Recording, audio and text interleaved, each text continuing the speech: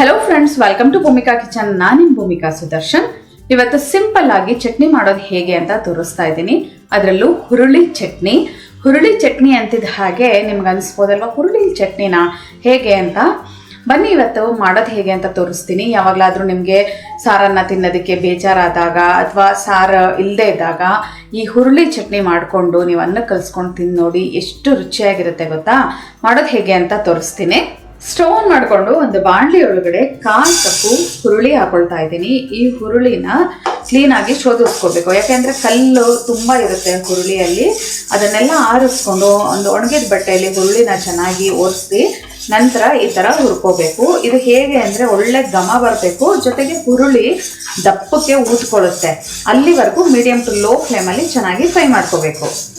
ಕೈ ಬಿಡ್ದಂಗೆ ಒಂದು 4 ರಿಂದ 5 ನಿಮಿಷ ರೋಸ್ಟ್ ಮಾಡ್ಕೊಳ್ತಿದ್ದ ಹಾಗೆ ಚಟಪಟ ಅಂತ ಇದೆ. ಜೊತೆಗೆ ಹುರುಳಿ ಕೂಡ ದಪ್ಪು ಕೂತ್ಕೊಂಡಿದೆ. ಒಂದು ಮುಟ್ಟು ನೋಡಿದಾಗ್ಲೇ ನನಗೆ ಗೊತ್ತಾಯಿತು. ಇವಾಗ ಕಂಪ್ಲೀಟ್ ಲೋ ಫ್ಲೇಮ್ ಮಾಡಿಕೊಂಡು ಈ ಹುರುಳಿನ ಒಂದು ಪ್ಲೇಟ್ಗೆ ಟ್ರಾನ್ಸ್ಫರ್ ಮಾಡ್ಕೊಳ್ತೀನಿ. ಬಾಣಲಿ ಬಿಸಿಯಾಗಿದೆ, ಕಂಪ್ಲೀಟ್ ಲೋ ಫ್ಲೇಮಲ್ಲಿದೆ. 3 ಗುಂಟೂರು ಮೆಣಸಿನ್ಕಾಯಿ, 3 ಬ್ಯಾಡಗಿ ಮೆಣಸಿನ್ಕಾಯಿ, ಜೊತೆಯಲ್ಲೇ ಒಂದು ಹಿಡಿ ಅಥವಾ ಒಂದು ಅರ್ಧ ಹಿಡಿಯಷ್ಟು ಕರಿಬೇವಿನ ಸೊಪ್ಪು, ಕೊತ್ತಂಬರಿ ಸೊಪ್ಪು, ಅದು ಕೂಡ ಕಟ್ ಮಾಡಿದ್ರೆ ಸಣ್ಣಗೆ 1 ಟೇಬಲ್ ಸ್ಪೂನ್ ಬರುತ್ತೆ ಅಷ್ಟು. ಇದನ್ನೆಲ್ಲ ಹಿಂಗೆ ಡ್ರೈ ರೋಸ್ಟ್ ಮಾಡ್ಕೊಳ್ಳೋಣ. ಬೆಳ್ಳುಳ್ಳಿನೂ ಬೇಕಾದರೆ ನೀವು ಇವಾಗಲೇ ಹಾಕ್ಕೊಂಡು ಡ್ರೈ ರೋಸ್ಟ್ ಮಾಡ್ಕೋಬೋದು.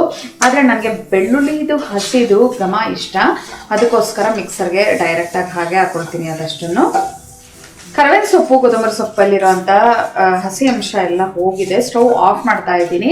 ಈ ಬಾಣಲಿದು ಶಾಖನೇ ಸಾಕು, ಅದಕ್ಕೇ ಎಲ್ಲ ಗರಿಗರಿಯಾಗಿ ಚೆನ್ನಾಗಾಗುತ್ತೆ. ತಣ್ಣಗಾದ ನಂತರ ಮಿಕ್ಸರ್ ಜಾರ್ ಒಳಗಡೆ ಹಾಕೊಳ್ಳೋಣ.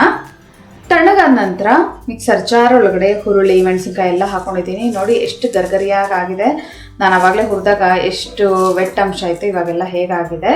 ಇವಾಗ ಇದಕ್ಕೇ ಬೆಳ್ಳುಳ್ಳಿ ಒಂದು 7 ರಿಂದ 8 ಎಸ್ಳು, ಹುಣಸೆ ಹಣ್ಣು ಒಂದು 2 ಇಂಚು ಅಥವಾ ನಿಮ್ಮ ಹುಳಿಗೆ ತಕ್ಕ ಹಾಗೆ ನೋಡ್ಬಿಟ್ಟು ಹಾಕೊಳ್ಳಿ. 1/4 ಕಪ್ಪು ಹಸಿ ತೆಂಗಿನ ತುರಿ, ರುಚಿಗೆ ತಕ್ಕಷ್ಟು ಉಪ್ಪು. ಇದಕ್ಕೆ ನೀರು ಹಾಕದೆ ಹಾಗೆ ಡ್ರೈ ಪೌಡರ್ ಮಾಡ್ಕೊಳ್ಳೋಣ.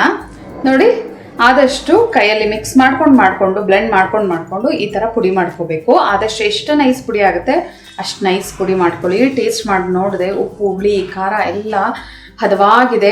ಈ ಹುರುಳಿ ಮಾತ್ರ ಉಪ್ಪು, ಹುಳಿ, ಖಾರ ಸ್ಟ್ರಾಂಗ್ ಆಗಿರಬೇಕು, ಆವಾಗಲೇ ಚೆನ್ನಾಗಿರೋದು. ನೀವು ಈ ಥರ ಚಟ್ನಿ ಪುಡಿ ಥರ ಬೇಕಾದರೂ ಸರ್ವ್ ಮಾಡ್ಕೋಬೋದು. ಅನ್ನದ ಜೊತೆ ಅಂತೂ ಒಳ್ಳೆ ಕಾಂಬಿನೇಷನು, ಇದಕ್ಕೆ ಒಗ್ಗರಣೆ ಹಾಕ್ಬಿಟ್ಟು ಉಪಯೋಗಿಸಿದ್ರೆ.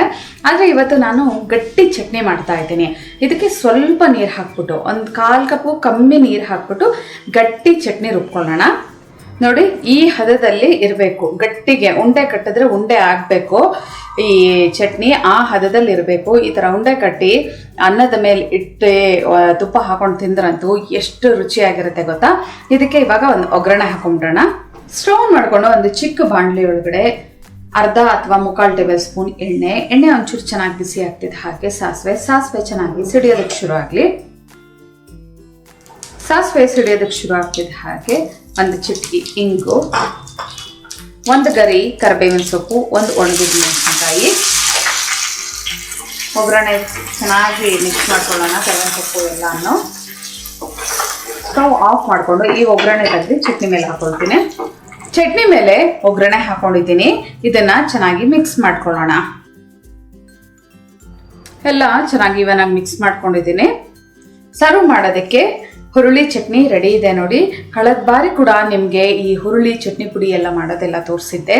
ಆದರೆ ಇವತ್ತು ಮಾಡಿರೋ ಅಂಥ ಈ ಹುರುಳಿ ಚಟ್ನಿ ಅಂತೂ ನಿಮಗೆ ಜ್ವರ ಏನಾದರೂ ಬಂದು ಬಾಯಿ ಕೆಟ್ಟಿದ್ರೆ ಅಂಥವ್ರಿಗೆ ಈ ಖಾರವಾಗಿರೋವಂಥ ಉಪ್ಪು, ಹುಳಿ, ಖಾರ ಎಲ್ಲ ಸ್ಟ್ರಾಂಗ್ ಆಗಿರೋವಂಥ ಈ ಹುರುಳಿ ಚಟ್ನಿನ ಮಾಡಿಕೊಡಿ. ಅವಾಗಂತೂ ಅವ್ರ ಬಾಯಿಗೆ ಹಿತವಾಗಿರುತ್ತೆ. ಅಷ್ಟೇ ಅಲ್ಲ, ಯಾವಾಗ ಬೇಕಾದರೂ ನಿಮಗೆ ಅನ್ನಕ್ಕೆ ಸಾರೆಲ್ಲ ಬೇಜಾರು ಅನ್ನಿಸ್ದಾಗ ಈ ಹುರುಳಿ ಚಟ್ನಿನ ಮಾಡ್ಕೊಂಡು ತಿನ್ನಿ, ಭಾರಿ ರುಚಿಯಾಗಿರುತ್ತೆ.